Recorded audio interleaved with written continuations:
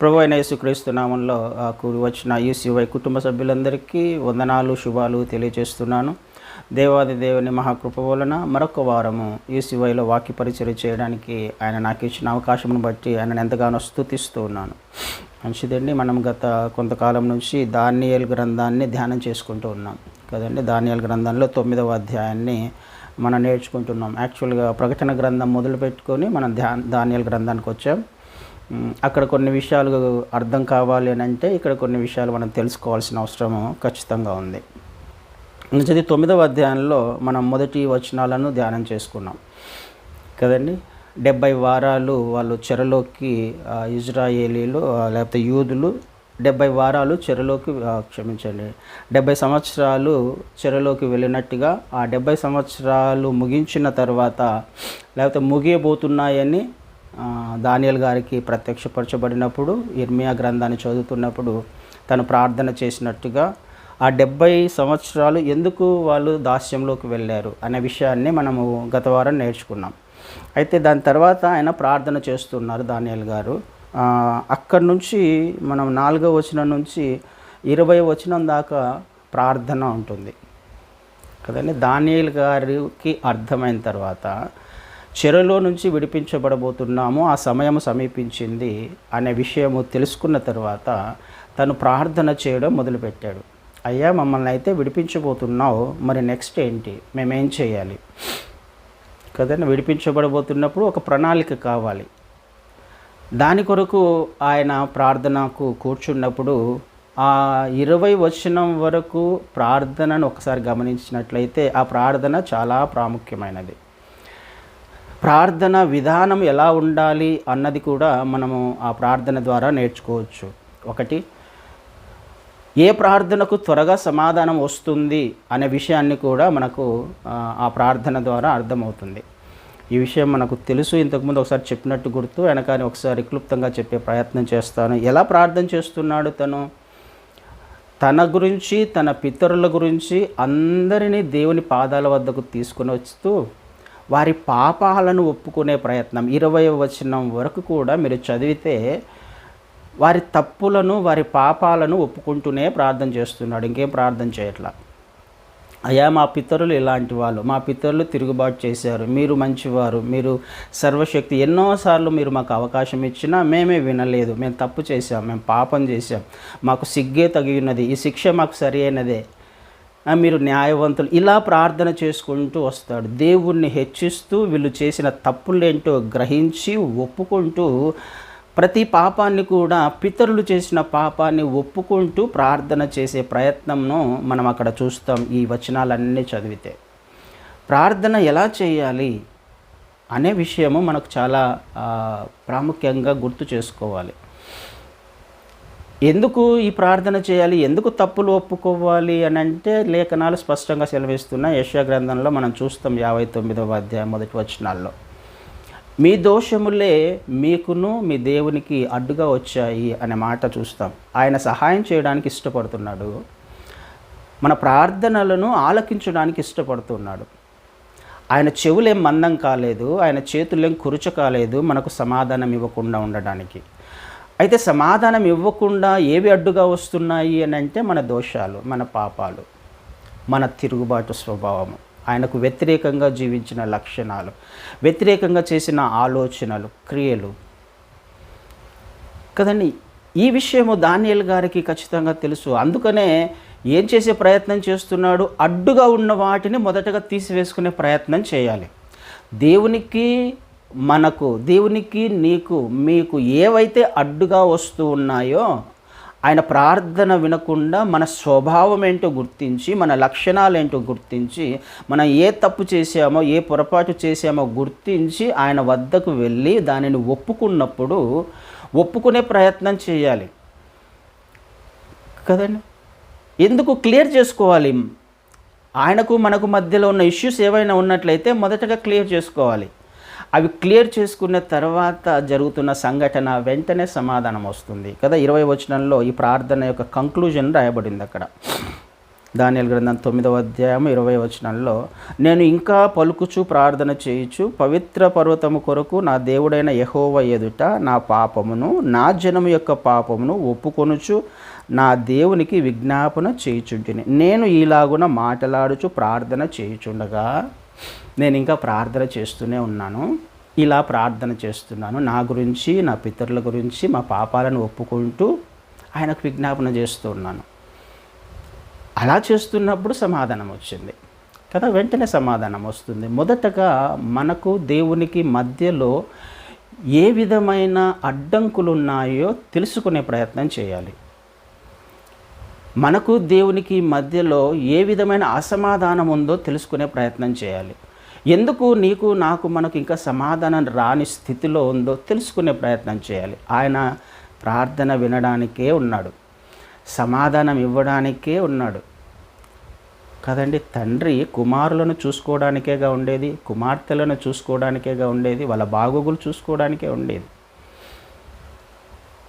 ఆయనకు ఖచ్చితంగా తెలుసు మనకేం కావాలో, కానీ ఆయన ఇవ్వడానికి ఇష్టపడుతున్నాడు. అయితే ఇవ్వడానికి ఇష్టపడడానికంటే ముందుగా మనం ఆయన వద్దకు వెళ్ళాలి. ఆయన వద్దకు వెళ్ళడానికంటే ముందుగా చేయాల్సిన పని ఇది.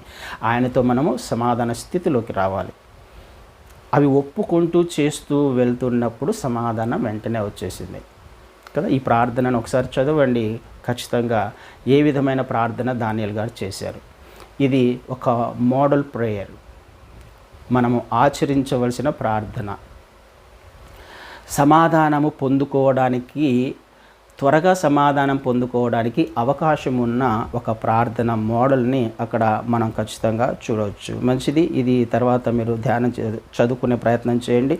తర్వాత విషయాలను మనం క్లుప్తంగా ఫాస్ట్గా నేర్చుకునే ప్రయత్నం చేద్దాం. అలా ప్రార్థన చేస్తూ ఉన్నప్పుడు అక్కడ గబ్రియేలు దూత వచ్చేసి సమాధానం తీసుకొని వచ్చి తనతో మాట్లాడుతూ ఉన్నారు. నువ్వు 23వ వచనంలో, నీవు బహుప్రియుడవు కనుక నీవు విజ్ఞాపన చేయను ఆరంభించినప్పుడు ఈ సంగతిని నీకు చెప్పుటకు వెళ్ళవలనని ఆజ్ఞ బయలుదేరెను. కావున ఈ సంగతిని తెలుసుకొని నీకు కలిగిన దాన్ని గ్రహించుము. సో సమాధానము అంటే తను చెప్పే ప్రయత్నం గబ్రియేలు దూత చెప్తూ ఉన్నాడు. అయితే ఒక్క విషయము మనము జ్ఞాపకం చేసుకోవాల్సింది, ఆయన 70 సంవత్సరాల చెర నుంచి విడిపించబడబోతున్నారు కాబట్టి ప్రార్థన చేస్తున్నాడు.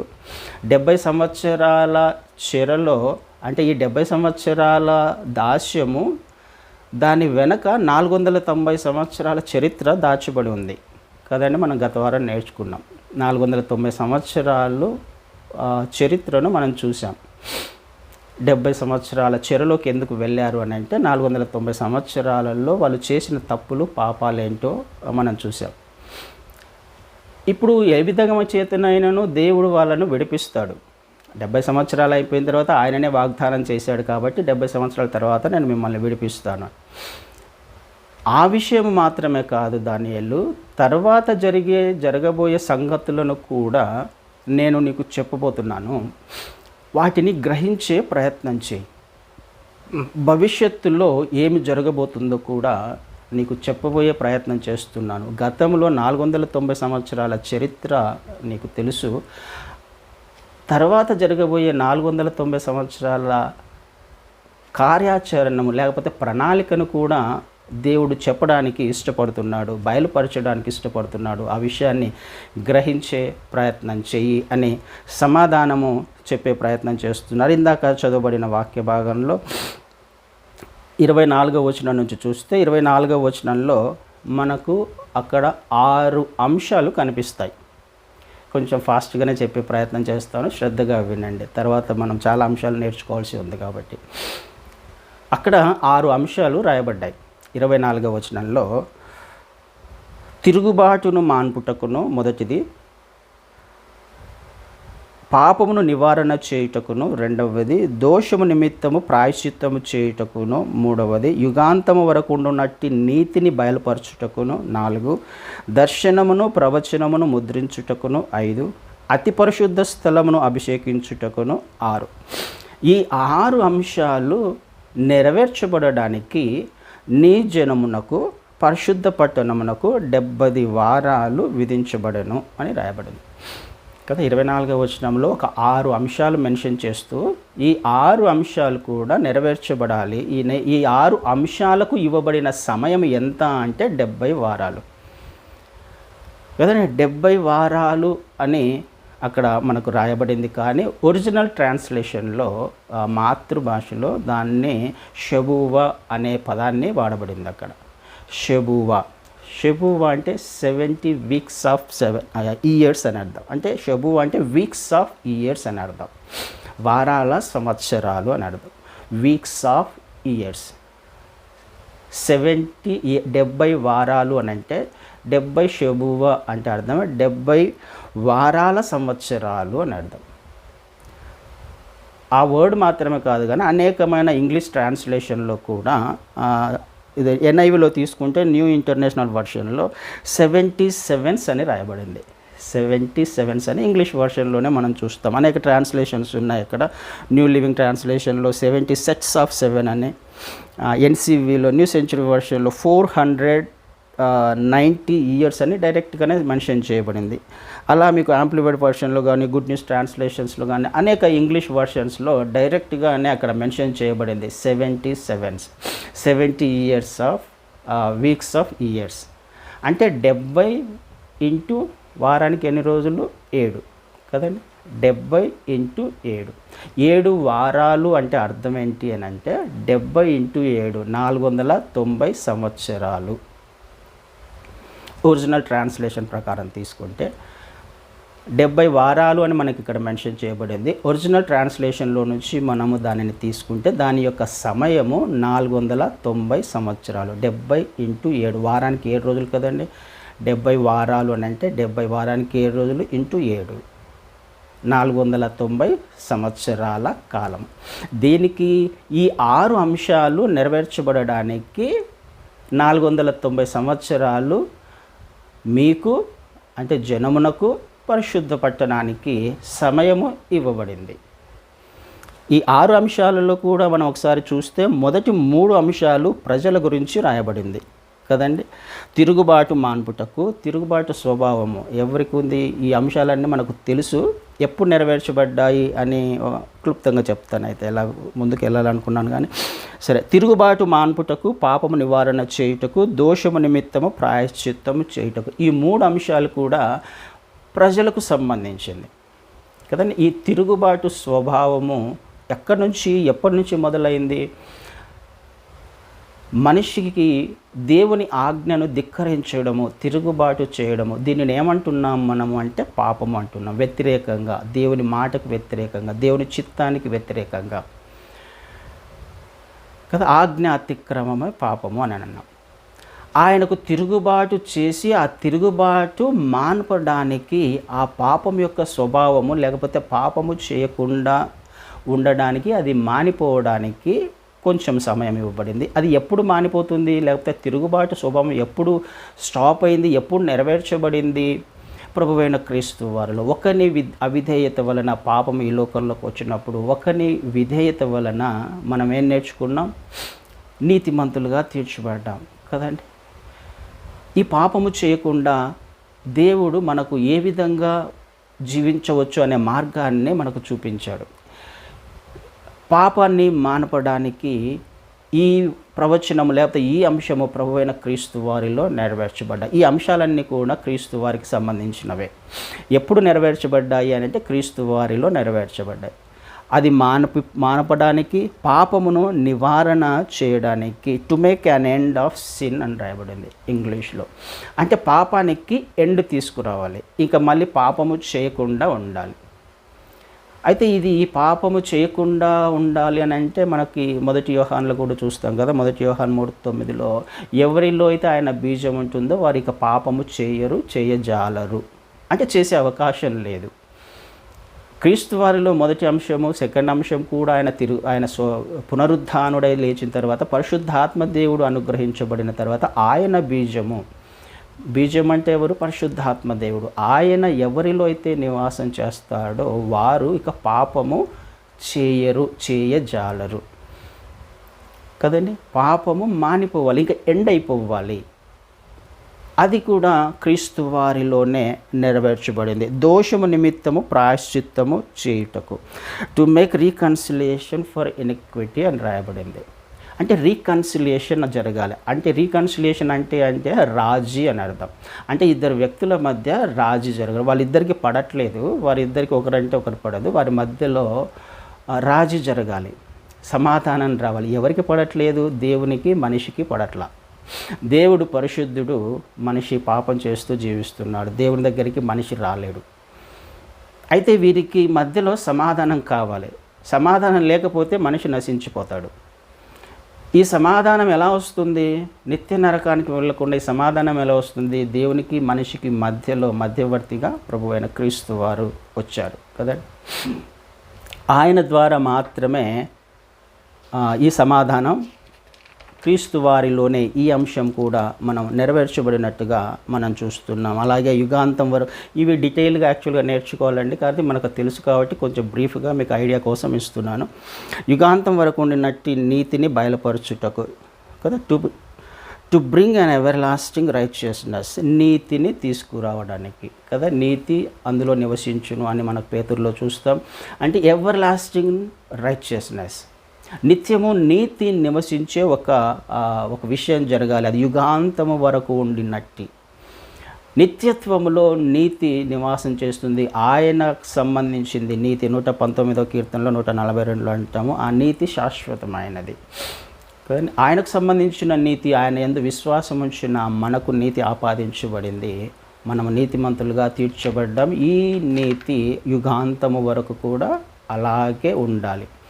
నీతి అందులో నివసిస్తుంది. ఇది మనం తర్వాత నేర్చుకునే ప్రయత్నం చేద్దాం. అంటే తర్వాత అంశాలు నేర్చుకుంటున్నప్పుడు ఇవన్నీ మనకు అర్థమవుతాయి. ఆల్రెడీ క్రీస్తు వారిలో నెరవేర్చబడ్డాయన్న విషయం మనకు తెలుసు ఇవన్నీ కదండి. అలాగే దర్శనమును ప్రవచనమును ముద్రించుటకు 5వ అంశంగా to seal up the vision and prophecy. అంటే ఈ దర్శనాలు ఏవైతే ఆయనకు ఇవ్వబడ్డాయో అవి ముద్రించుటకు, సీల్ చేయాలి. అది రివీల్ చేయకూడదు, సీల్ చేయబడాలి. ఆ విషయం మనకు 12వ అధ్యాయము, దానియేలు గ్రంథం 12వ అధ్యాయంలో 4వ వచనాన్ని చదువుతాం. 12వ అధ్యాయం 4వ వచనంలో, దానియేలు నీవు ఈ మాటలను మరుగు చేసి అంత్యకాలము వరకు ఈ గ్రంథమును ముద్రింపుము. చాలామంది నలుదిశలా సంచరించినందున తెలివి అధికమగును అని నాతో మాట్లాడు. ఇక్కడ ఏమని రాయబడింది? అంత్యకాలము వరకు ఈ గ్రంథమును ముద్రింపు, సీల్ వేసే, దీన్ని రివీల్ చేయద్దు ఇప్పుడే కదా. ఏవైతే ఎక్స్ప్లెయిన్ చేశాడో, ఏవైతే ప్రాఫెసీలు లేకపోతే విజన్స్ వచ్చాయి, ఇవన్నీ కూడా ముద్రించేసే, దీన్ని సీల్ చేసే, ఇప్పుడే రివీల్ చేయొద్దు. ఇవన్నీ తర్వాత రివీల్ చేయబడతాయి, ఆ సమయం వచ్చినప్పుడు రివీల్ చేయబడతాయి అని మనకు ప్రకటన గ్రంథంలో చూస్తాం. ఆ విషయం కూడా ప్రకటన గ్రంథంలో 22వ అధ్యాయం చివరన 10వ వచనంలో, మరియు అతడు నాతో ఇలాగ చెప్పాను, ఈ గ్రంథమందున్న ప్రవచన వాక్యములకు ముద్ర వేయవలదు. ఇవన్నీ రివీల్ చేయబడ్డాయి ఎప్పుడు? ప్రకటన గ్రంథం రాసినప్పటికీ 90-95 సంవత్సరాల మధ్యలో. ఇవన్నీ ఇక ముద్రించొద్దు, ఇవన్నీ రివీల్ చేయబడ్డాయి, ఇవన్నీ నెరవేర్చబడాలి.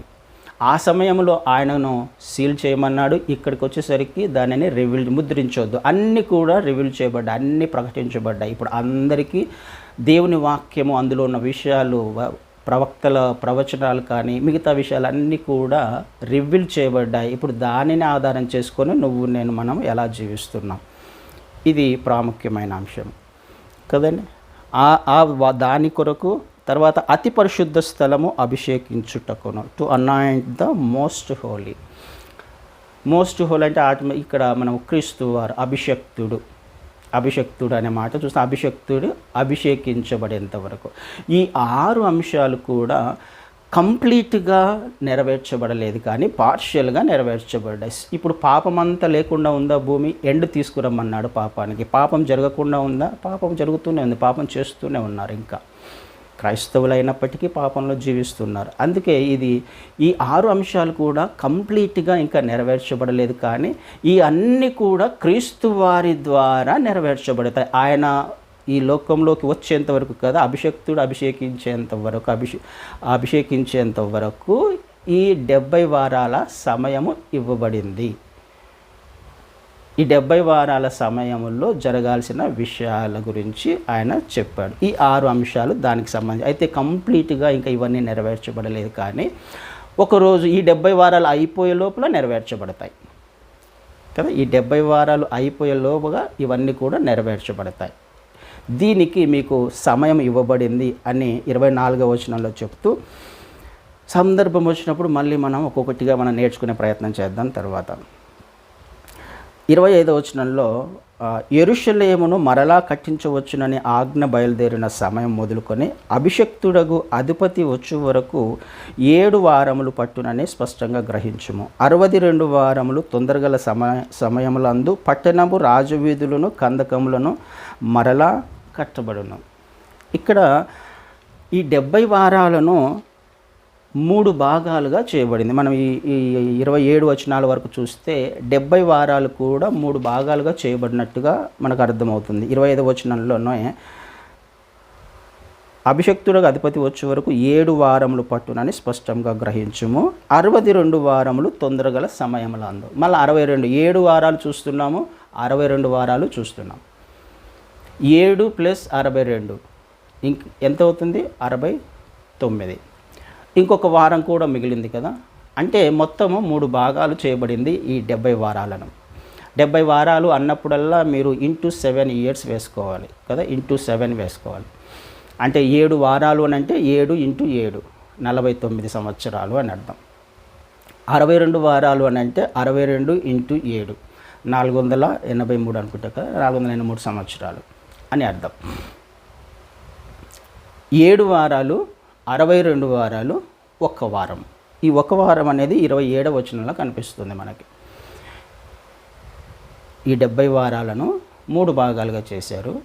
7 వారాలు, 62 వారాలు, 1 వారం.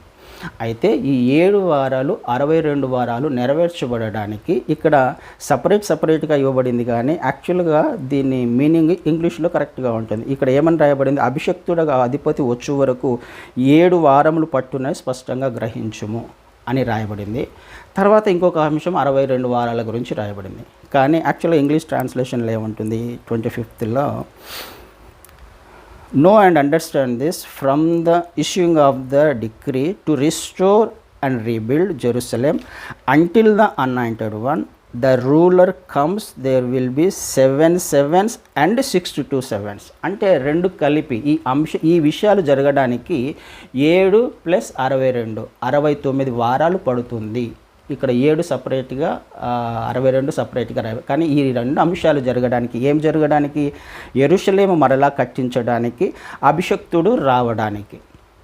యెరూషలేము కట్టించబడడానికి, అభిషక్తుడు రావడానికి 7 వారాలు + 62 వారాల సమయం పడుతుంది. అంటే 69 వారాల సమయం పడుతుంది అని దాని యొక్క అర్థం. 7 + 62. దీనిని మళ్ళీ సపరేట్గా చేసుకొని మనం ఒక్కొక్క దాని తర్వాత మనం నేర్చుకునే ప్రయత్నం చేద్దాం. అర్థం అవ్వడానికి అది ఇంగ్లీష్లో చదివే ప్రయత్నం చేశాను. ఇక్కడ యెరూషలేము కట్టించబడాలి, అభిషక్తుడు 25వ వచనంలో అభిషక్తుడు అధిపతి వచ్చు వరకు 7 వారాలు. ఆయనకంటే ఎవరు అభిషక్తుడు? క్రీస్తువారు. క్రీస్తువారు వచ్చేంత వరకు యెరూషలేము కట్టబడలేదు, యెరూషలేము కట్టబడాలి, ప్లస్ క్రీస్తువారు రావాలి కదండి. ఈ యెరూషలేము కట్టబడాలి అని అంటే అర్థం ఏంటి? మొదటి మందిరము కూల్చబడింది కదా, మొదటి మందిరం కూల్చబడింది, కానీ మళ్ళీ కట్టబడాలి. కట్టబడిన తర్వాత క్రీస్తువారు రావాలి. వీటికి 69 వారాల సమయము పడుతుంది అనే విషయాన్ని మనకు జస్ట్ మైండ్లో పెట్టుకొని ఉండండి. ఈ 62 వారములు జరిగిన పిమ్మట 26వ వచనంలో ఈ 62 వారములు జరిగిన పిమ్మట ఏమీ లేకుండా అభిషక్తుడు నిర్మూలము చేయబడును. ఈ 7 + 62 62 వారాల తర్వాత ఏం జరుగుతుంది? ఈ అభిషక్తుడు కంప్లీట్గా నిర్మూలము చేయబడతాడు. ఎవరు అభిషక్తుడు? క్రీస్తువారు. క్రీస్తువారు నిర్మూలము చేయబడతాడు, మరణిస్తాడు, ఆయన చనిపోతాడు. వచ్చునట్టి రాజు 26వ వచనంలో వచ్చునట్టి రాజు యొక్క ప్రజలు పవిత్ర పట్టణమును పరిశుద్ధ ఆలయమును నశింపచేయుదురు, వారి అంతము హఠాత్తుగా వచ్చును. వచ్చునట్టి రాజు అంటే ఒక రాజు రాబోతున్నాడు. క్రీస్తువారు చనిపోయిన తర్వాత ఒక రాజు రాబోతున్నాడు. ఈ రాజు ఏం చేస్తాడు? పవిత్ర పట్టణము పరిశుద్ధ ఆలయమును నశింపచేస్తారు. ఎక్కడుంది పరిశుద్ధ పట్టణము, పవిత్ర ఆలయము పైననేమో మందిరం కట్టబడాలి, లేకపోతే ఒక ఆజ్ఞను చూస్తున్నాము కదా, యెరూషలేము కట్టబడాలి, ఇవన్నీ కట్టబడాలి. కానీ ఇక్కడనేమో కంప్లీట్గా కూల్చివేయ, అంటే ఆ మందిరం కట్టబడాలి, కట్టబడినది కూల్చివేయబడుతుంది అనే కదా అని అర్థం కదండి. కంప్లీట్గా కూల్చిపోయి, ఇది మళ్ళీ తర్వాత నేర్చుకుందాం డీటెయిల్గా. అది ఎప్పుడు కట్టబడుతుంది, ఏ సమయంలో కట్టబడుతుంది, ఏం కట్టబడుతుంది అన్న విషయాలు మళ్ళీ తర్వాత నేర్చుకుందాం. అయితే అదంతా కూల్చివేయబడుతుంది. క్రీస్తు వారు నిర్మూలన చేయబడతారు, చనిపోతారు, తర్వాత కూల్చివేయబడుతుంది. ఎవరి హయాంలో జరిగింది అది? క్రీస్తు శకము 70లో టైటస్ చక్రవర్తి, రోమా చక్రవర్తి అధికారంలో కంప్లీట్గా కూల్చివేయబడింది యెరూషలేము కదండి, కంప్లీట్గా నాశనం చేయబడింది. ఇది ఒకసారి జ్ఞాపకం చేసుకొని ఆ అధిపతి మరణిస్తాడు. 27వ వచనంలో అతడు ఒక వారమునకు ఎవరు? ఆ అధిపతి కాదు, వచ్చినట్టు అధిపతి కాదు. ఆ అధిపతి హఠాత్తుగా మరణిస్తాడు, చనిపోయాడు.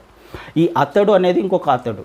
ఆ అతడు ఎవరో మళ్ళీ నేర్చుకుందాం. అతడు ఒక వారము వరకు అనేకులకు నిబంధనను స్థిరపరచును, అర్ధవారమునకు బలిని నైవేద్యమును నిలిపివేయును, హేయమైనవి నిలుచు వరకు నాశనం చేయువాడు వచ్చును. అతడు ఒక వారమునకు అనేకులకు నిబంధన స్థిరపరచును. ఇక్కడ ఇంకొక వారం కనపడుతుంది కదా. 7 వారాలు 62 వారాలు చూసాము. ఈ ఒక వారంలో ఏం జరుగుతుంది అని అంటే, ఈ ఒక వారంలో జరిగేది ఒక అతడు అనే అతడు ఒకడు వస్తాడు. ఈ అతడు ఒక వారానికి నిబంధనను స్థిరపరుస్తాడు, ఒక అగ్రిమెంట్ని తీసుకొని వస్తాడు. ఇజ్రాయేలీలకు మధ్యలో యూదులకు ఒక అగ్రిమెంట్ని తీసుకొని వస్తాడు, ఒక అండర్స్టాండింగ్ని తీసుకొని వచ్చి ఒక నిబంధనను చేసుకుంటాడు. అయితే ఈ 7 వారాలకు కదా నిబంధనను స్థిరపరుస్తాడు. అయితే ఈ 7 వారాలు జరుగుతూ ఉన్నప్పుడు, ఈ కాలము జరుగుతూ ఉన్నప్పుడు ఒక విషయం జరుగుతుంది. అర్ధవారమునకు బలి నైవేద్యము నిలిపివేయును. నిబంధననైతే చేసుకుంటాడు, వాళ్ళతో అగ్రిమెంట్ చేసుకుంటాడు. చేసుకుంటూ ఉన్నప్పుడు అర్ధవారమునకు కదండి, అర్ధవారము అని అంటే 3.5 సంవత్సరాలు కదా. అర్ధవారం అంటే 3.5 రోజులే కదండి. ఒక వారం అంటే 7 సంవత్సరాలు, వారం అంటే 7 సంవత్సరాలు, అర్ధవారం అంటే 3.5 సంవత్సరాలు. 3.5 సంవత్సరాలు అయినప్పుడు బలి నైవేద్యము ఆగిపోతుంది కదా, ఆపివేస్తాడు. బలిని నైవేద్యమును నిలిపివేయను అంటే అర్థం ఏమవుతుంది? ఈ బలి నైవేద్యాలు ఎక్కడ జరుగుతాయి? బలులు నైవేద్యాలు ఎక్కడ అర్పిస్తాం? మందిరంలోనే. కానీ పై వచనంలో చూసినప్పుడు మందిరము కంప్లీట్గా కూల్చివేయబడుతుంది అక్కడ కదండి. ఒక వచ్చినట్టు రాజు, ఒక వ్యక్తి వచ్చాడు, టైటస్ వచ్చాడు, మందిరాన్ని కంప్లీట్గా కూల్చివేశాడు, నాశనం చేశాడు. ఇక ఏమి లేదు, క్రీస్తు వారు చనిపోయారు, మందిరం కూల్చివేయబడింది 70లో, అక్కడ మందిరం లేదు ఇక. కానీ ఇక్కడ 27వ వచనం వచ్చేసరికి బలి నైవేద్యమును నిలిపివేయును అని రాయబడింది. అంటే అర్థం ఏమవుతుంది? బలి నైవేద్యం ఎక్కడ జరగాలి? మందిరంలో జరగాలి. అంటే ఈ వచనం వచ్చేసరికి ఈ 70 వారము జరుగుతున్నప్పుడు, ఈ ఒక వారం ఏదైతే చివరిలో ఉందో ఇది జరుగుతున్నప్పుడు మందిరము కట్టబడి ఉండాలనే కదా అర్థం. ఈ మందిరం కట్టబడి ఉండాలి. ఆ కట్టబడుతున్న ఆ మందిరం అప్పుడు ఒక అగ్రిమెంట్ జరుగుతుంది. అంటే బలులు నైవేద్యాలు కంటిన్యూస్గా జరుగుతూ ఉంటాయి. జరుగుతూ ఉన్నప్పుడు 3.5 సంవత్సరాల సమయంలో బలులు నైవేద్యాలు ఆగిపోతాయి. అంతే కదండి. పైన మందిరం లేదు, కిందికి వచ్చేసరికి మందిరం కనిపిస్తుంది. పైన కంప్లీట్గా నాశనం చేయబడింది, కిందికి వచ్చేసరికి బలి నైవేద్యాలు ఆగిపోతాయి అని అంటున్నాడు. ఒక వారంలో అంటే 3.5 సంవత్సరాల మధ్యలో. అంటే మందిరం కట్టబడాలి. ఆ మందిరం కట్టబడిన తర్వాత 3.5 సంవత్సరాలకు బలి నైవేద్యము ఆగిపోతాయి కదండి. అది జరుగుతుంది. తర్వాత హేయమైన వస్తువు వచ్చేంత వరకు. తర్వాత మనకు మత్తయి సువార్తలు కూడా 24వ అధ్యాయంలో చూస్తాం. దానియేలుగా ప్రవచనం ప్రకారము హేయ వస్తువు వచ్చి కూర్చుంటుందని క్రీస్తు వారే అక్కడ అక్కడ ఆయన చెప్తాడు శిష్యులతో. అప్పుడు జరుగుతున్న సంఘటన, నాశనము చేయువాడు వచ్చును, నాశనం చేయువానికి రావాలని నిర్ణయించిన నాశనము ముగించు వరకు ఈలాగున జరుగును. ఇది నాశనం ఎవడైతే అతడు అనేవాడునో నాశనం అయ్యేంత వరకు కూడా ఇది జరుగుతూనే ఉంటుంది ప్రాసెస్. ఈ 7 సంవత్సరాలలో జరిగే పరిస్థితి అది. ఇక్కడ మనకు అర్థం కావాల్సింది 69 సంవత్సరాల కాలము జరిగిపోయింది. ఎప్పుడైపోయింది? క్రీస్తు శకము 70లోనే 69 వారాల సమయము అయిపోయింది. ఇక ఒక వారము ఎక్కడి నుంచి మొదలవుతుంది? ఈ వారములో ఏదైతే 27వ వచనంలో రాయబడిందో అది మొదలవ్వాలి. అంటే 69 వారాలకు ఒక వారానికి మధ్యలో చాలా గ్యాప్ను చూస్తున్నాం మనం కదండి. బలి నైవేద్యం అంటే మందిరం కట్టబడాలి, రెండవ మందిరం కూల్చబడింది, మూడవ మందిరం కట్టబడాలి. ఈ మందిరం కట్టబడడానికి అంటే ఈ వారం మొదలవ్వడానికి 69 వారాలు కంప్లీట్ చేయబడిన తర్వాత జరిగిన సంఘటనలను ఒక్కసారి చూసుకుంటే చాలా గ్యాప్ ఉంది అక్కడ. 70 సంవత్సరాలు క్రీస్తు శకం 70 నుంచి ఇప్పటి వరకు మనము గమనించినట్లయితే ఏం అర్థమవుతుంది? ఈ మధ్యలో జరిగినదే సంఘ చరిత్ర కదండి, సంఘ స్థాపన. ఇది మనకు అర్థం అవ్వాలి. క్రీస్తు వారు సంఘాన్ని స్థాపించడానికి ఈ సమయాన్ని తీసుకున్నాడు. ఎందుకు? అందరూ రక్షించబడాలి. అంత మాత్రమే కాదు, ఏవైతే మొదటి 24వ వచనంలో మనం చూసామో ఇవన్నీ కూడా కంప్లీట్గా నెరవేర్చబడాలి. అన్నీ కూడా పార్షియల్గా కాదు, కంప్లీట్గా నెరవేర్చబడాలి. ఎవరెవరి జీవితాల్లో నెరవేర్చబడాలి? ఎవరు ఆయన ప్రజలు? అన్యులు ప్లస్ యూదులు అందరూ రక్షించబడాలి. అందరికీ అవకాశం ఇవ్వబడింది. కంప్లీట్గా పాపం అనేది లేని ఒక రాజ్యం స్థాపించబడాలి. అన్నిటికీ ఈ ప్రవచనం ఏదైతే 24వ వచనం ఇవన్నీ కూడా ఫుల్ఫిల్ చేయబడాలి. ఇది నెరవేర్చబడాలి అని అంటే యూదులు రక్షించబడ్డారా? రక్షించబడాల. తర్వాత అన్యులు రక్షించబడ్డారా? రక్షించబడాల. వీళ్ళందరినీ రక్షించుకోవడానికే ఆయన ఈ గ్యాప్ను తీసుకున్నాడు. మధ్యలో ఇంకా మొదలవ్వకుండా మనకు తెలియదు, మరి ఇంకా మనకు తెలియకుండా చాలా జరుగుతున్నాయి కాబట్టి మనం సడన్గా సర్ప్రైజ్ అవ్వకుండా అది మరి 70 వారం మొదలైందా లేదా అనే విషయాన్ని కూడా మనం రానున్న దినాలలో నేర్చుకునే ప్రయత్నం చేద్దాం. అయితే ఈ గ్యాప్ సంఘము ఏర్పాటు చేయబడడానికి, సంఘము రక్షించబడాలి, అందరూ రక్షించబడాలి కదండి. అన్యులు రక్షించబడాలి, యూదులు రక్షించబడాలి. అందుకనే దేవుడు ఎవరూ నశించిపోవట ఆయన చిత్తము కాదు కాబట్టి ఈ గ్యాప్ను తీసుకొని అందరినీ రక్షణలోకి నడిపిస్తున్నాడు. కొంతవరకు యూదులకు కఠిన మనస్సు కలిగింది. ఎవరి కొరకు? నీ కొరకు, నా కొరకు, మన కొరకే. అది రోమీయులకు రాసిన పత్రికలో మనం చూస్తాం. అలా ఉన్నారు కాబట్టే మనం రక్షించబడ్డాము. పిలిచిన వారు అపాత్రులు కాబట్టే మనము రక్షించబడ్డాము. ఆయన మనల్ని రక్షించుకుంటున్నాడు. అదేవిధంగా యూదులను కూడా రక్షించడానికి వాళ్ళకు కూడా ఒక సమయం ఇవ్వబడింది. అందుకనే ఈ గ్యాప్ను ఆయన తీసుకున్నాడు. ఆ గ్యాప్లోనే సంఘము అనేది ఏర్పాటు చేయబడింది. ఈ సంఘము ద్వారా దేవుడు అనేక కార్యక్రమాలు చేయడానికి, అద్భుతాలు చేయడానికి ఆయన ఇష్టపడుతూ ఉన్నాడు కదండి. అయితే ఈ 70 వారాలలో 70వ వారంలో ఏం జరుగుతుంది అని అనేకమైన డాక్ట్రిన్స్ ఉన్నాయి. అనవసరంగా వాటి గురించి మీరు కంగారు పడకండి. ఇది డీప్గా వెళ్ళి మీరు నాలెడ్జ్ తెచ్చుకొని అప్పుడేమవుతుంది దాని గురించి అసలు ఏమి గాబరా పడాల్సిన అవసరం లేదు. కేవలము మనము తెలుసుకోవడానికి మాత్రమే ఈ విషయాలు చెప్తున్నాను. ఈ 70 వారంలో కూడా డిఫరెంట్ డాక్ట్రిన్స్ వస్తున్నాయి.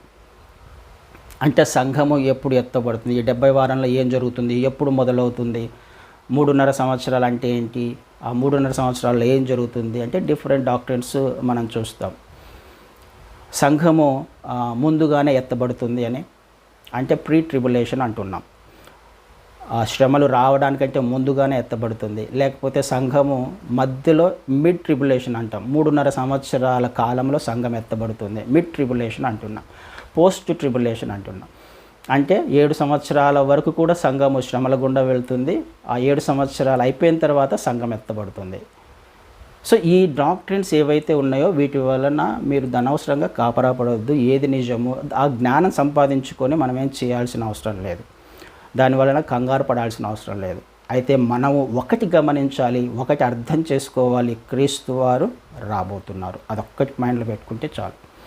ఆయన మళ్ళీ వస్తున్నాడు, సంఘాన్ని తీసుకుని వెళ్తాడు. ఎప్పుడు తీసుకుని వెళ్తాడు? ముందున, మధ్యలోన, తర్వాత నేను శ్రమల గుండా వెళ్ళాలా?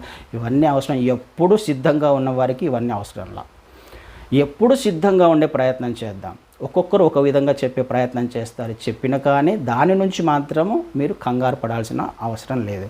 ఏ ట్రిబులేషన్ వచ్చినా, సంఘం ముందు ఎత్తబడినా, మధ్యలో ఎత్తబడినా, తర్వాత ఎత్తబడడం అయితే జరుగుతుంది కదా. క్రీస్తు వారి సంఘాన్ని అయితే తీసుకొని పోతాడు కదా. ఎవరిని తీసుకొని పోతాడు? సిద్ధపడిన వాళ్ళని. సిద్ధపడకుండానే ఉంటే వాళ్ళని తీసుకొని వెళ్తాడా? నేను అయ్యో ఎత్తపడిన తర్వాత నేను ఒక నెక్స్ట్ వీకో లేకపోతే నెక్స్ట్ ఇయర్ నేను సిద్ధపడదాం అనుకున్నాను అన్నంత మాత్రాన విడిచిపెట్టబడతాం. అందుకనే ఎప్పుడూ సిద్ధంగా ఉండాలి. 69 వారాలు గడిచి చాలా సమయం అయిపోయింది. ఈ వారము ఎప్పుడు మొదలవుతుందో మనకు తెలియదు. మొదలైందంటే మాత్రం 7 సంవత్సరాల సమయం మాత్రమే ఉంది. అందుకనే భయం వేయాలి మనకి. సిద్ధపాటు కలిగిన ఆత్మీయ జీవితం. ఈ లేఖనాలను గ్రహించినప్పుడు, ఈ ప్రవచనాలను గ్రహించినప్పుడు, లేఖనాలు చదువుతూ ఉన్నప్పుడు మనల్ని మనము సిద్ధపరచుకోవడానికి ఈ విషయాలు చెప్పే ప్రయత్నం చేస్తున్నాను. ఎప్పుడూ సిద్ధంగా ఉండాలి. సమయము లేదు, సమయము మించిపోయింది.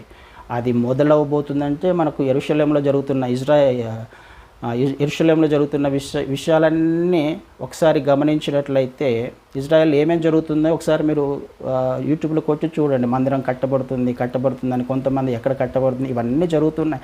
కట్టబడడం మొదలైందంటే మనకు సమయం లేదు కదా. ఇవన్నీ ఆలోచన చేసుకొని ఎప్పుడు సిద్ధపాటు కలిగిన జీవితం జీవించడానికి ప్రయత్నం చేద్దాం. మనల్ని మనం సరి చేసుకోవడానికి ప్రయత్నం చేద్దాం. మన ఆత్మీయ జీవితం ఏంటో మనకు తెలుసు. మనం ఎంతవరకు కరెక్ట్గా ఉన్నామో మనకు తెలుసు కదండి. దేవునికి ఖచ్చితంగా తెలుసు. అందుకనే ఎవరంతకు వారమో సిద్ధపాటు కలిగిన జీవితం జీవించే ప్రయత్నం చేద్దాం. దేవుని చిత్తం అయితే ఇంకా కొంచెం డీటెయిల్గా నేర్చుకునే ప్రయత్నం చేద్దాం వచ్చే వారం. ఆమేన్.